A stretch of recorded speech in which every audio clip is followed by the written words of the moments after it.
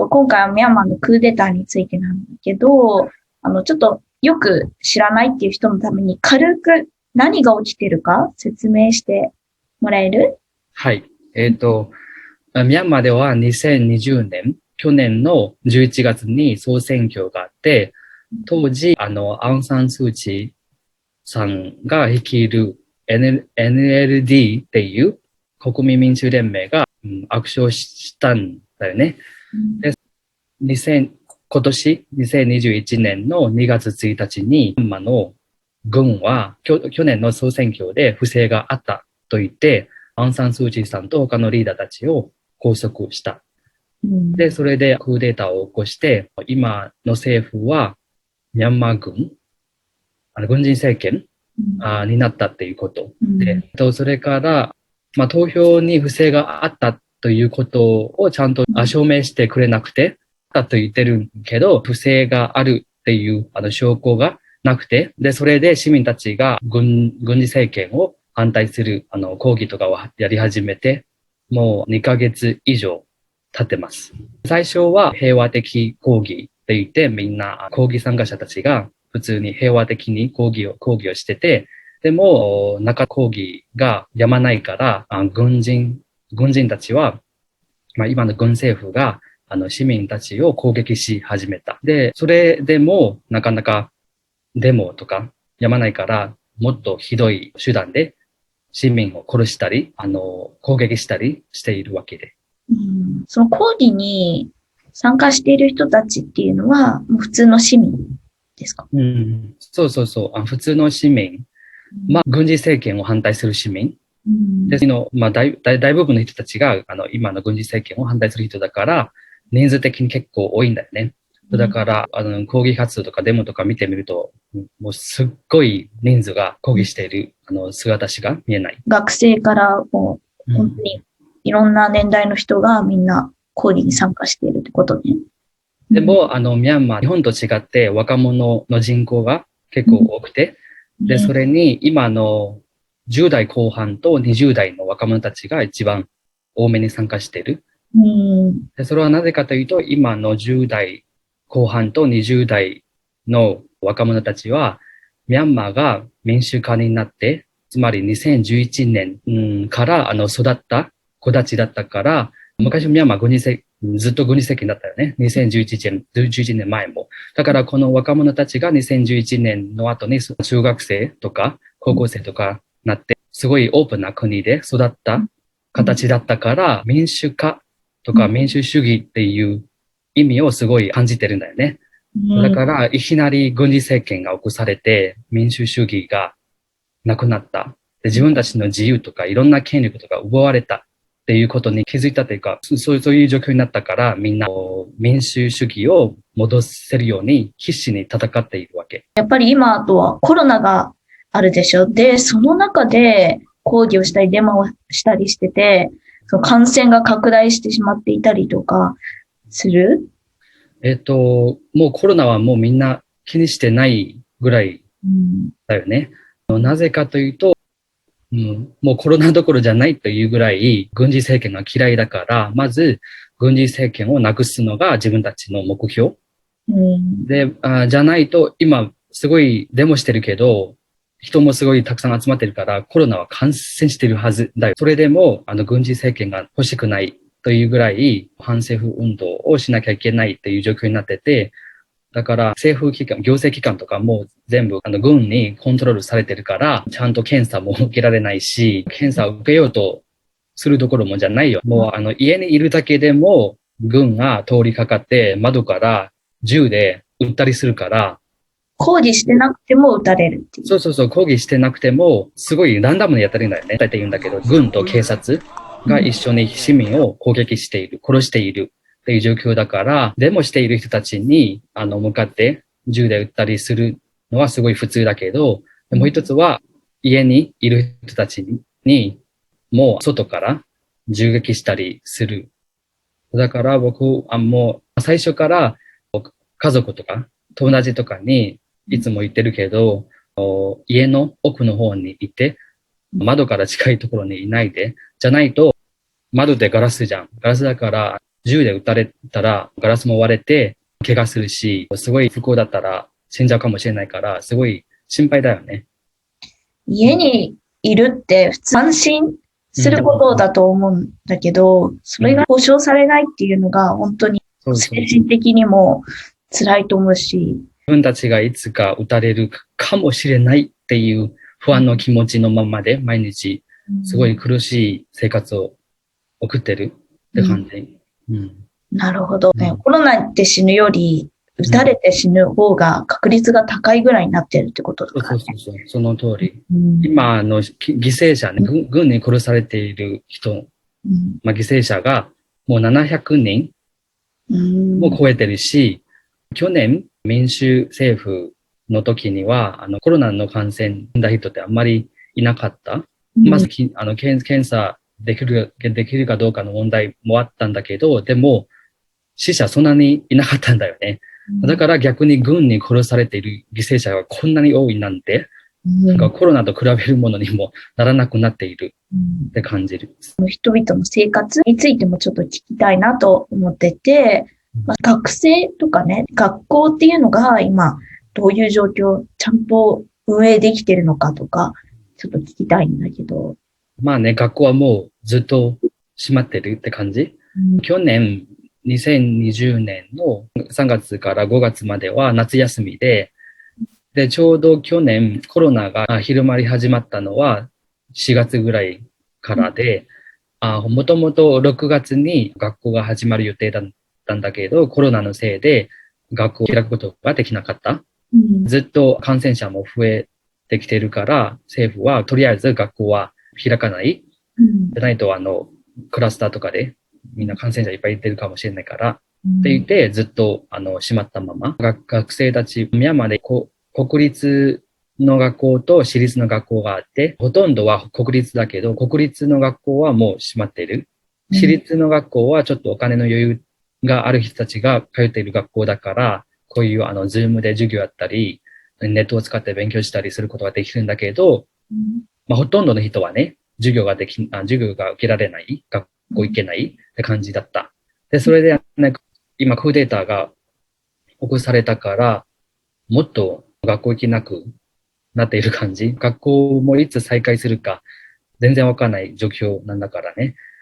でも、この前、軍の記者会見で、その軍人たちが言っているのは、コロナのせいで学生たちの学業は遅れている。だから、今から学校を再開する。それに2年分の授業を1年内に受けさせるって発言した。すごいバカじゃないのって思うぐらいだよね。バカだからね、その軍人。それぐらいのレベルの頭の悪さだから、市民たちはこういう人たちを政府になってほしくない。それはたった一つの例なんだよ。だから、みんな一生懸命ね、政府に反対して、こういう軍事政権はいらない。もっとちゃんとした政府欲しいんだろうね。頭が悪い人が権力持った時が一番怖いと思う。教育と、あと仕事っていうのが、今こういう状況でみんなできてるのかなっていうのが疑問に思う。CDM っていう、英語で言うと、Civil Disobedience Movement。日本語では、市民的不服従運動って言って、公務員の人たちが行政機関に行かないで、抗議をする。ということは、仕事しないままだから、行政機関で動かなくなるじゃん。で、政府も動かなくなるから、それはデモの手段と一つとして使われている。で、それは公務員の人たち、普通のビジネスの人たちは会社に通っている人もいれば、会社行けなくて、ずっとコロナだったからオンラインで仕事している人もいるわけ。だけど、ちょっと高いレベルにいる人たちは、食べていけるって感じになってるけど、すごい貧しい人たちは、例えば今日、市場に物売りに行かないと、今日はご飯食べれない。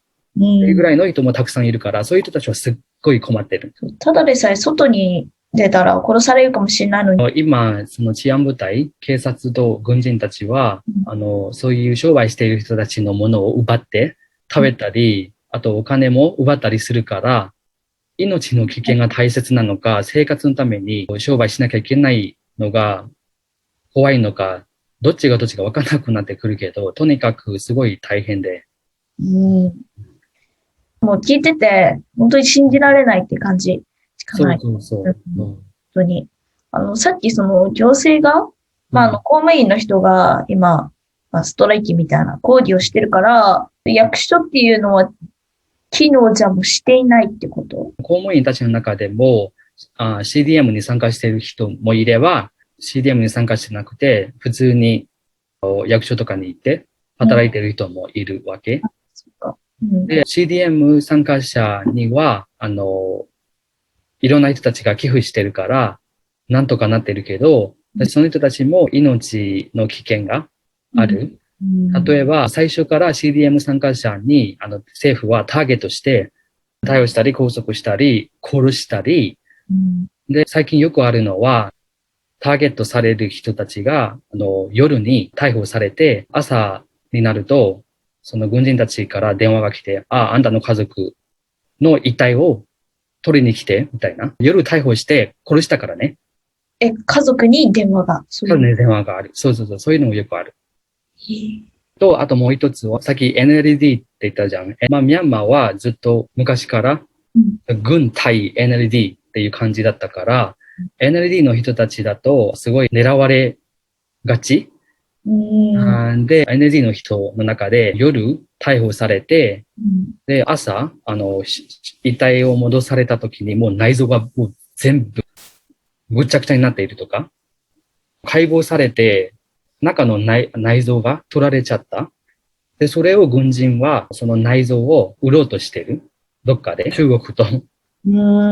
臓器売買をしようとしてる。臓器売買ね。もう人間じゃないよね。こんなことが今起きてるなっていうのが。クーデターが起こされたのは2月1日で、で、1週間ぐらいはずっと平和的で、市民たちもデモしてて、治安部隊も何もしないで、そういう感じだったんだけど、2月9日の時に、ある女の子、19歳の女の子が銃撃されて、で、その動画を見たらもうすごい衝撃受けて、もう人生でこういうのは見ると全然思わなかったし、その子はなぜ撃たれたというと、その時も治安部隊は放水車でデモ隊を鎮圧しようとしてた時、で、その子はバス停に広告の看板があって、でその看板の後ろに隠そうとしてたんだよね。た時に、こっち側から頭に狙われて、撃たれて、その瞬間、バンってなって、すぐ倒れたビデオがあって、すごい衝撃を受けて、もうみんなね、それが一番最初の犠牲者。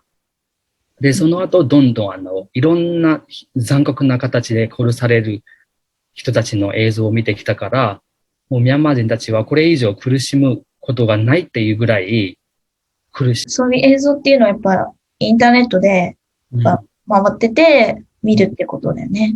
そうそうそう。最初はネットの遮断が夜中の1時から朝9時まで。で、今も同じだけど、夜中の1時から朝9時までネットが全然使えない。でも、最初は携帯のデータとかが、ネット通信が、ちゃんと使えたから、すぐネットに載せられるわけ。でも、それからデータが使えなくなり、制限されてきたんだよね。ポケット Wi-Fi とかもその時あったんだけど、もう今はもう全然使えない。今使える、Wi-Fi は5種類ぐらいあるらしくて、で、その中で今2種類しか使えない。そうなんだ。で、ちょっとお金の余裕がある人たちだけが使える Wi-Fi。だから普通の市民なら全然使えないネットだから、最近はそういう映像はめちゃくちゃ少なくなってきている。SNS の投稿もそうだし、数的に。最近はもうすっごい少なくなってきている。なるほど。じゃあもう、なんて言うんだろう。世界に発信するのを、とりあえず阻止しようと、軍事政権が孤立させるみたいな感じで、ミャンマーにいる人たちを。なるほど。本当にひどいね。そんな軍事政権だけど、軍事政権を支持している人たちもいると前言ってたから、そういう人たちってどんな理由で支持していて、なんか軍事政権を支持することでやっぱり利益を得るっていう人たちだと思うんだけど、そういう人ってどんな人だ？軍関係の人だね。で、軍関係の人はどんな人だかというと、まずは軍の家族うん。と軍人たちに一緒に行った方が自分の利益が得られるっていうふうに考えている人たち。で、逆に民主化になったら政府がいろいろ厳しいからうるさいし、だからお金もらえないしって考える人たちもいるから、軍を支持している。軍の中でも、珍しいけど、父親は軍人だけど、自分は民主主義の方がいいから、すごいデモに参加してくれている若者たちもいる。今ね、M 君は、日本にいるんだけど、もし今、帰るってことはできる？できない？一時帰るってことじゃなくて。帰る、帰国するってことはできる？飛行機も、国際のフライトだと無理で、でも、ミャンマーにもいろんな外国人が住んでいるから、クーデターが起こされて以来、だんだん自分たちの国に帰っている人たちもいるわけ。で、それ以外のフライトはもう全部停止されてて、どこも行けない。ミャンマー側からはね。で、海外からミャンマーに帰るとしたら、あんまり聞いたことないけど、そうだ。この前、アメリカの CNN の記者が、軍に誘われて取材しに行ったんだよね。その時に彼女が韓国経由ミャンマーに帰ったんだけど、その時ミャンマー人が飛行機の中に行ったっていう話は聞いたんだけど、でその人たちはなんで国に帰っているのって聞かれたら、デモに参加したいから。そうなんだ。というふうな話は聞いたことある。じゃあ、国経由で陸から帰るっていう方法。そう、そこは、今学校もあるし、もともと帰る予定もないし、帰っても、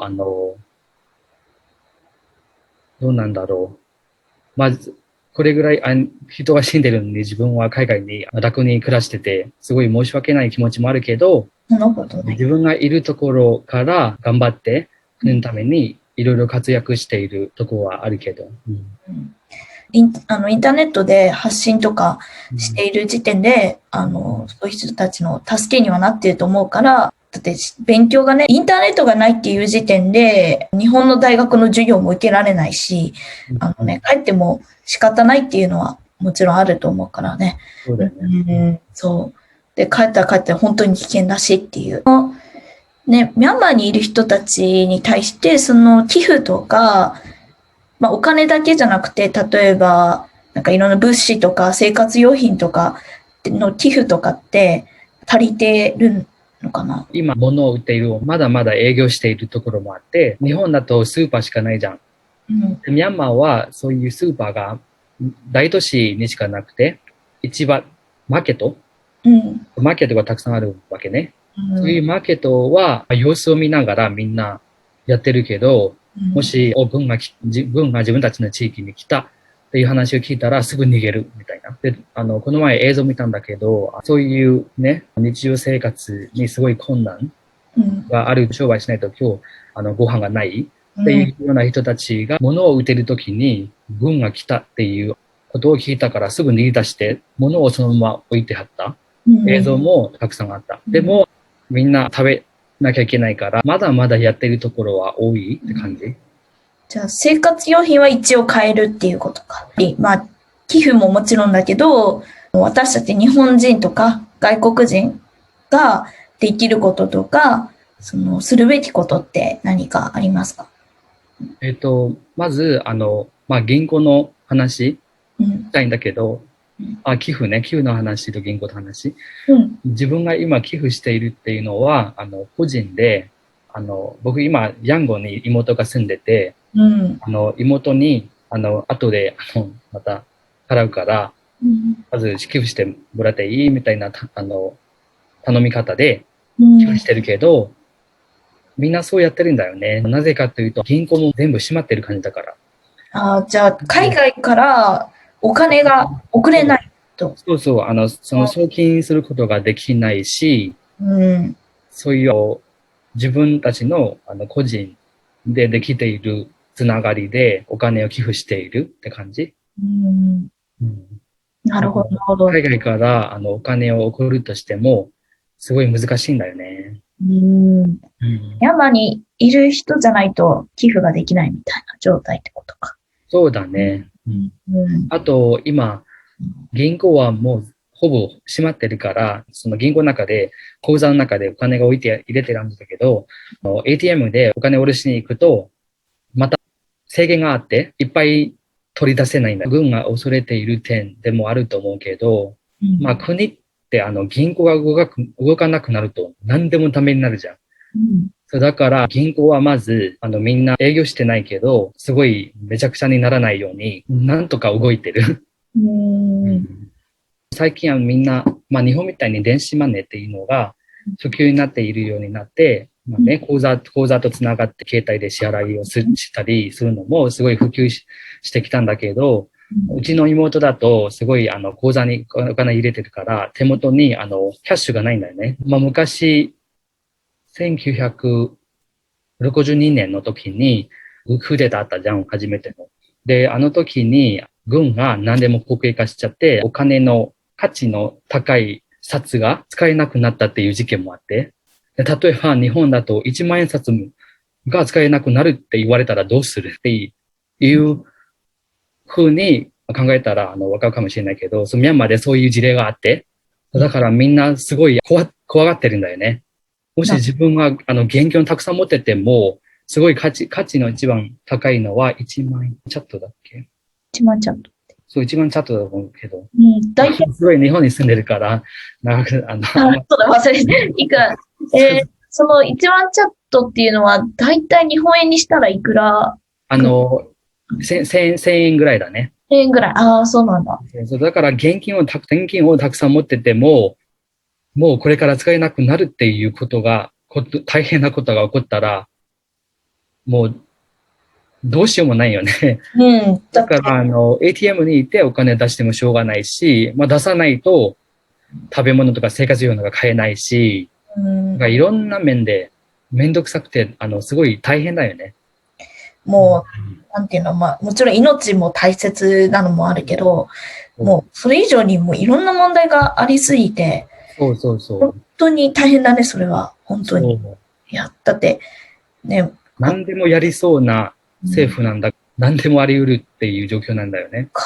わかりました。そっか、じゃあ、寄付、日本から寄付っていうのが難しいということね。一応、この前、ミャンマーに住んでいる日本人団体もいろいろあって、まあ、ビジネスしている人だったり、NPO の人だったりして、でそういう人たちは、日本のエッセンスとかを使って寄付してください。このお金はミャンマーの今、クーデターのせいで困っている人たちに、サポートします。っていうふうはあるけど、調べてみる。うん、そうだね。それで、ちょっとね、この動画の詳細にリンクを貼りたいと思う。うん。はい。ありがとう。わかったわかった。ね。そう。で、まあ、じゃあ寄付、まあ、できるけど、まあ、なんていう、直接お金を送るとかは今できないということで、それ以外に日本人がするべきことって何だと思う？はい。情報発信を通じてミャンマーのことを、知る。なぜかというと、知るっていうのが第一歩。そういう面でミャンマーのことを知ろうとして、ミャンマーについての、知識とかが、多くなればなるほど、どうやってこの問題のため解決方法を探すのか、とかいろいろ考えられるのがそこから始まるから、そういうしてくれると嬉しい。あと、別の国の問題だと思う人もいるかもしれないけど、まあ、そういうのはもう、やめるべきな時代なんだよね。もう国際社会だし、国と国協力して、すごい、時代がいいときはビジネスやったり、で、国が困ったりすると、お互い助け合ったり、っていうのは当たり前だよね。だから、日本もミャンマーですごい投資してくれてるし、ミャンマーに住んでいる日本人たちもたくさんいるわけだから、いろんな影響があるんだよね。その人たちに責めたいわけではないけど、まあ、なんとか関心を持ってくれれば、困っている人って嬉しいんじゃない？そうだよね。そうそあとね、やっぱり今の日本人の若者って政治にあまり興味がない人が結構多くて、投票率なんて数年前のね、統計だと33%、20代の人のね、う。このままね、日本の政治に興味がなかったら、日本の政府だって、まあ、どうね、一気に変わってしまうかもわからないし、もうミャンマーだけじゃなくて政治に興味を持つってことは、やっぱり大切っていうことが言いたいって言ってたよね。うん。そうそうそう。日本はすごい戦後からずっと平和な国だから、うん。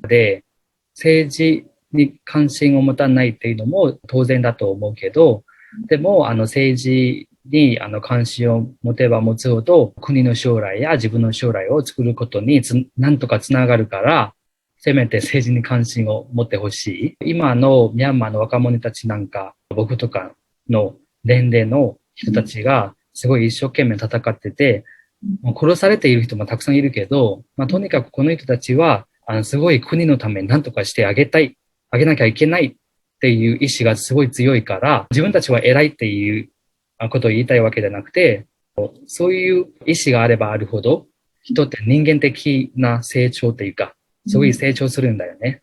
だから、日本の若者たちにも、そういう自分の国の将来のことを考えながら政治に関心を持って、なんか国のために役に立つことをしてほしい。うん。で、なぜかというと、それは、そういう自分の国のために役に立つことをすると、海外の、日本とつながっている国たちに関しても興味持つようになるから、そこからまたいろいろ協力し合ってね。ね、まあ、大きく言うとあれだけど、やっぱ世界の平和のためになるし、ことだよね。うん。それ大事だよね。うん。本当にそうだと思う。なんか理想論とか言って叩く人もいるかもしれないけど、やっぱり少しでもね、一人一人が興味持つことが大切だよね。微力ながらね。うん。そうそうそうそう。他に何か伝えたいこととかあったりする？軍がやっている人は、これ以上ひどいことはもうないって思っていながらも、いろんなひどいことをやっている。うん。例えば、最近、人って攻撃されると反撃したいってなるのは、うん。当たり前じゃん。うん。でも参加者たちが平和的にデモしてたってけど、警察が、治安部隊が、どんどん殺しに来てるから反撃するわけね。うん。反撃するときに、治安部隊みたいに銃とか持ってないし、で、それで自分たちができることは、石とかスリングショットとか、自分たちで作っためちゃくちゃちっちゃい爆弾とか、全然軍みたいにね、人を殺すことはできないけどね。それで反撃するっていうより、防衛だよね、それは。自分たちを守るためにそういうのを使っている。で、この前、一昨日だったっけ、バゴーっていう街があって、ヤンゴンからちょっと車で2時間くらい離れているところ。で、そこで80人以上も1日で殺された。で、その中で警察とちょっと衝突があって、警察の一人が死んだみたい。で、そうそう。で、その周りにいた、デモの人たちの中で18人が死刑を受けた。人ってことは、そのやったって人ではないじゃない。やったって人じゃない。もうだよね。ちょっと明らかに、一人と80人でしょ。そう。しかも武力の差っていうのがものすごいじゃない。全体的に80人殺された、80人死刑判決になったのは18人。で、その人たち今まだ拘束されているんだけど、法律的にそういう事件があると言って弁護士がいろいろやってくるんじゃない？でもそういうのはもう全然今ないから、死ぬ日を待つしかない。なるほど。へえ。あともう一つ最近気になっているのは、日本ではウーバーイーツあるじゃん。フードパンダって言って、ペング色の制服を着て食べ物をデリバリーする仕事があってね。ほとんど若者で、その若者たちはもうお金もないし、お店もやってないところが多いから、でそういう状況の中で、ね、SNS で投稿して、私はフードパンダのスタッフです。最近お金ないから、食べ物とか、お使いの頼みがあったら、ぜひ教えてください。お金は自分たちで決めて、払ってください、みたいな子がたくさんいて、こんな大変な状況の中で、外出て物をね、配達したりするのもすごい辛いなと思って。もう、命も危険もあるし、でも、生きるためにそうするしかないっていうか、それで助かってる。あまり関係ないかもしれないけど、昔カンボジアで、ポルポト政権ってあったの。そういう独裁的なね、政権とかいると思うけど、そういう国の代表の人って本当にバカなんだよね。本当に頭悪い人が、そういう権力をね、取得して、本当にありえないことをするっていうね、歴史が昔もたくさんあったと思うんだけど、そういうのがね、その繰り返されちゃうっていうのが本当に辛いね。しかもこの時代にね、歴史とか見ると昔は、そういうね、大虐殺。そういうのがやっぱり、なくなってきてる感覚ではあると思うんだよね。それも、そういうことが、阻止できてなくて、起こりうるっていうこと自体が、本当に自分的にはすごくショック。しかもコロナがこんな大変なのにね。そう。逆に狙ってやってるんじゃないかなとかも思っちゃうね。軍事政権は今だと思って、もしかしたらやったかもしれないなとか思った。でも、この状況を変えられるとしたら、どういうふうにしたら変えられると思う？そうだね。だから国民たちは、もう軍事政権は今回なくさないとって考えているわけだね。変えようとしたら、今は平和的抗議だけだともう足りない。戦争を行わないと軍には勝てないと思うぐらいだよね。あくまで戦争で一番損するのは国民たちじゃん。だから戦争になってほしくないけど、戦争がもう唯一の方法として考えられる状況になっているかなって自分は思うけど、それはどうなるかというと、国連が入ってきて戦ってくれたらなんとかなると思うけど、国連もなかなか進まないじゃん。中国とロシアに邪魔されてて。国連は最近制裁をね、しようと思ってるけど、武器禁輸っていうかな。しようとしているときに、ロシアと中国はいつも反対している。なぜかというと、ロシアはミャンマー軍に武器を売ってるから。で武器を売らないでって言われたら、ロシアは自分が困るから。だから、ミャンマー軍はそれを使って国民を殺している。だから国連はなかなか入ってこようとしてるかどうかわかんないけど、あともう一つ考えられるのは、さっき少数民族の話したじゃん。で少数民族たちも強い軍隊が何個かあって、その人たちもうミャンマー軍に対してずっと不満を持っているんだよね。その人たちが立ち上がってミャンマー軍と戦ったら、勝つ場合はね、ミャンマー軍が軍事政権がなくなることになるけど、そこで一番損するのは国民だよね。それしかなかったら、そうなっちゃうかもしれないね。戦争になっちゃうかもしれないって。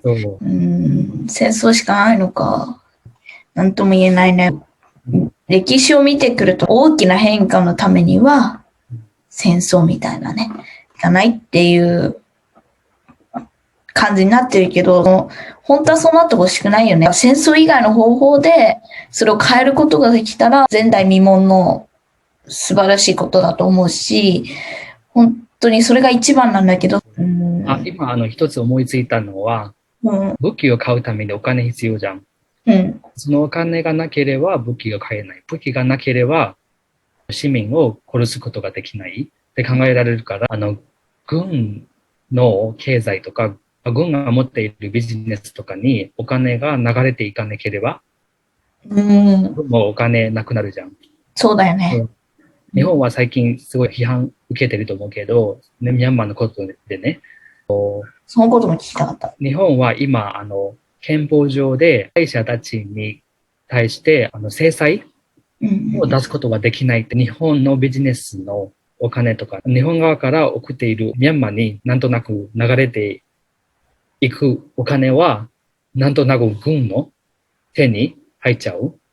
あ、そうなんだ。そうそう。そういうのがあって、例えば日本ってミャンマーのインフラとかですごい投資してくれてて、で、そういうプロジェクトをまず止めて民主化になってからまた継続しても、問題ないと思うけど、でも日本がなかなか行動を起こさないから、すごい問題になってる最近。なるほど。で、軍にお金をうん。あげなければ、軍も武器を買うお金がなくなるから、うん。そうね。渡さないっていうのが一番だと思うっていうことね。そううん。だね。それが一番平和な解決方法だよね。まあ、ミャンマーに資金を提供している国としては、日本は結構割合が大きいってこと。欧米とかと比べたら日本も割に高い方だけど、うん。欧米とかは早い段階でもう制裁を出してるんじゃん。うんうんうんうん。でも日本はなかなか遅すぎてね、ODA ってあるじゃん。発展途上国を発展させるためにサポートする支援金みたいなお金があって、で、それはこれから民主化が戻るまでにそのお金を渡さないっていうことは日本政府が言ってたけど、じゃあ今やっているプロジェクトはどうするのっていう質問に対しては日本はまだいろいろ検討中ですみたいな。そこも大変だよね。なるほど。まあちょっと決断が遅いってことだよね。そう。結構日本の政府の特徴でもあると思う。確かに。結構前からね。それがやっぱりミャンマーにも影響してるってことだよね。うん。もしそういうので署名とかがあったらいいんだけどね。ちょっと探してみます。民主化になったばかりの時、2011年と2012年の時は、日系企業ってミャンマーで50社ぐらいしかなくて、2020年の時点ではもう400とか500社になってるから、なんか違う、ミャンマーに住んでる日本人たちとミャンマーにある日系企業にもすごい影響が多いからね、今回の出来事は。だから日本政府にもちゃんとしてほしいなって思って、いろんな面から。